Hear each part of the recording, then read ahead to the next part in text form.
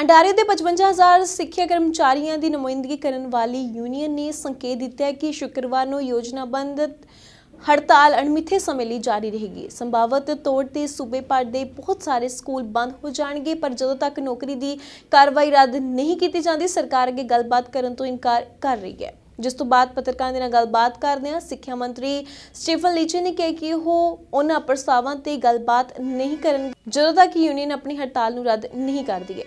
Not have to be used. My hope is that common sense will prevail, that the union will do the reasonable act of withdrawing the threat of a strike that will impact millions of kids after an incredible disruption that has affected their lives. And so I believe and I hope with the 36 hours between now and then, they will withdraw their strike as we've urged them to do so that we can get back to the business of getting a voluntary deal that protects kids and keeps them in the classroom. This legislation that you're ramming, won't finding people $4,000 each reflect really poorly on your government? Is that something that the optics that you want out in the public? I'm cognizant that back to work legislation has always included these types of provisions. What I also know is that what I think parents and the public are quite concerned about is the idea that there would be another strike after 2 years of a pandemic, after strikes that just happened 3 years ago in Ontario.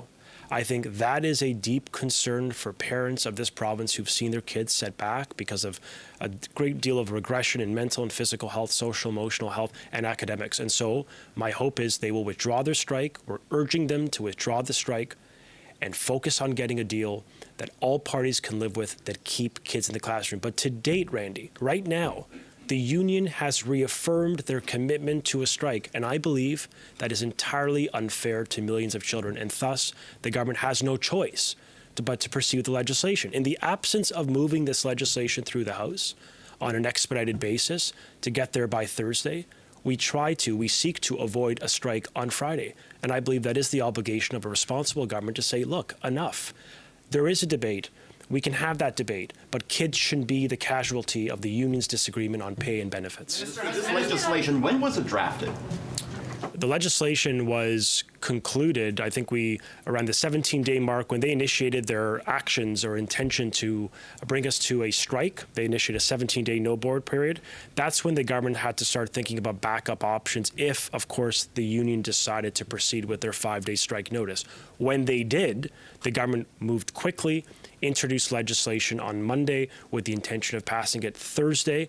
All of this was designed in response to the threat the union put themselves with footing. Originally 17 days, Richard, and then it moved to 5, of course, on Sunday when and I want to be clear on this, when the union alone on Sunday, before the discussion of legislation, even the contemplation of legislation when it came to communicating that to the union, before that, they made a decision. They invoked the 17 days, then they got to 5 days, and they put the province on a footing to a strike for this Friday. And then that night, we said, come in, let's talk.